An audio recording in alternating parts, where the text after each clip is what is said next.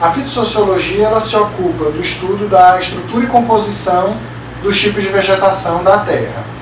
Então ela se baseia em métodos quantitativos ou semi-quantitativos para registrar uma série de atributos da vegetação de cada área que depois permite uma comparação mais objetiva.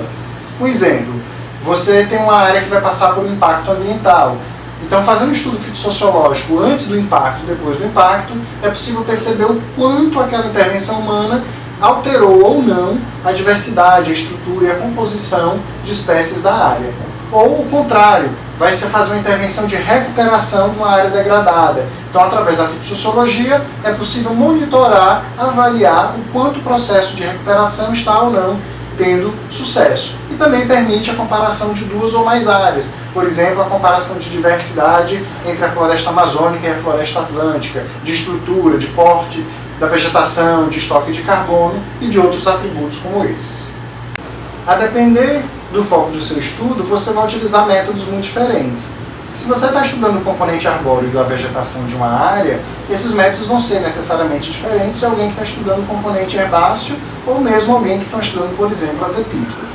Nós vamos ver agora os principais métodos voltados ao componente lenhoso e ao componente herbáceo.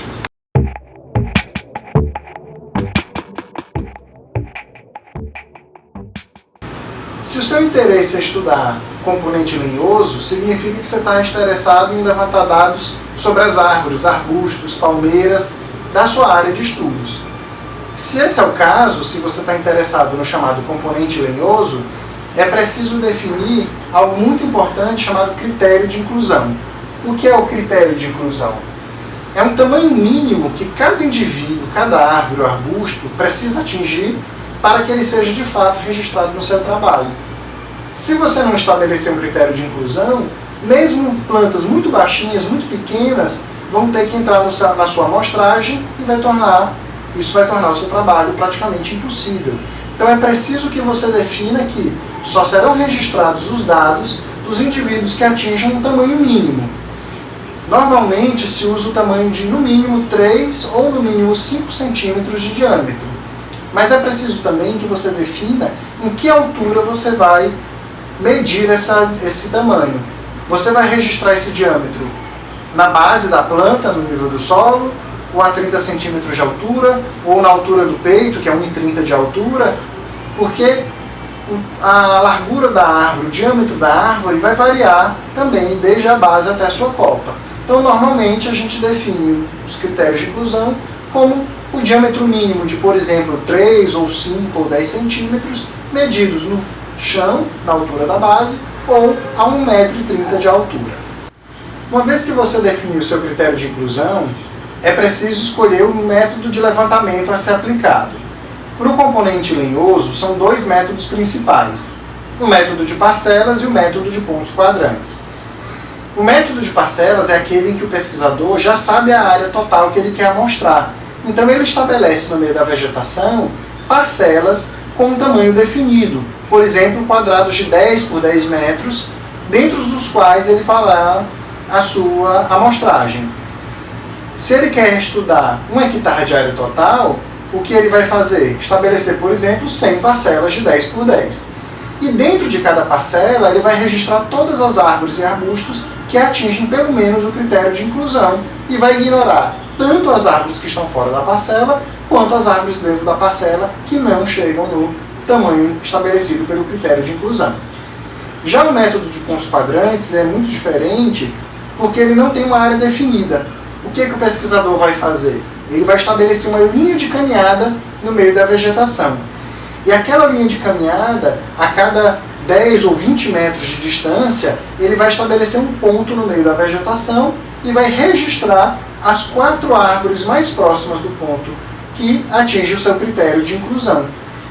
Como em cada ponto ele registra 4 árvores, ele pode definir o total de árvores que ele quer amostrar nos estudos, enquanto que no método de parcelas, o pesquisador pode definir a área total que ele quer amostrar, mas não o número de árvores. Durante o levantamento fitossociológico voltado ao componente lenhoso, é importante que, para cada árvore ou arbusto que atingir o seu critério de inclusão, você registre na tabela de campo o tamanho daquela planta, ou seja, o diâmetro que ela tem ou no solo ou no peito, a altura total do indivíduo e também a espécie a qual ela pertence. Dependendo do estudo, outras variáveis podem ser registradas, fenologia ou tamanho da copa. Mas, no geral, pelo menos o diâmetro do caule, a altura total e a espécie são sempre requisitados.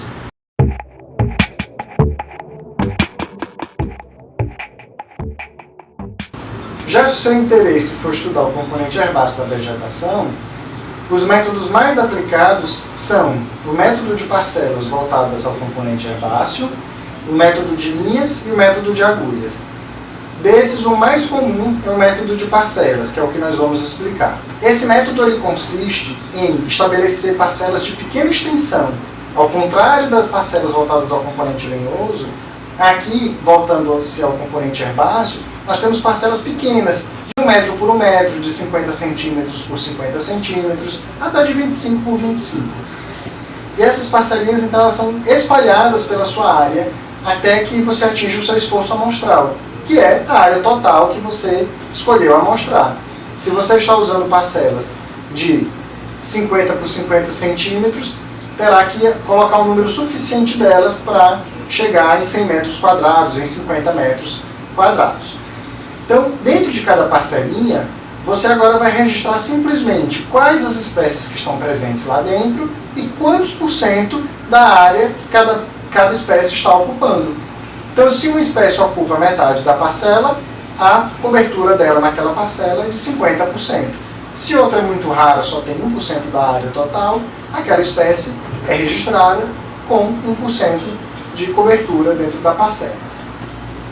Então, nos estudos da flora e da fitossociologia, os dois métodos mais comuns são o florístico, em que o pesquisador simplesmente passa pela vegetação e tudo que ele encontra, todas as espécies que ele tem oportunidade de coletar, ele coleta e registra, o que dá, ao final, fornece ao pesquisador uma listagem florística, e o fitossociológico, que vai lhe dar uma lista de espécies, mas com os dados de estrutura da vegetação associados, como, por exemplo, qual é a espécie mais abundante, qual é a espécie mais dominante, quais as espécies com melhor distribuição ou que tem uma distribuição mais concentrada na área. Cada uma dessas abordagens vai ter vantagens e desvantagens.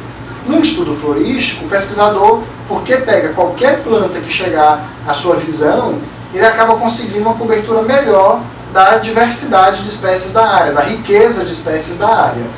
Ao passo que na fitossociologia, o pesquisador gasta muito tempo registrando os dados de estrutura da vegetação.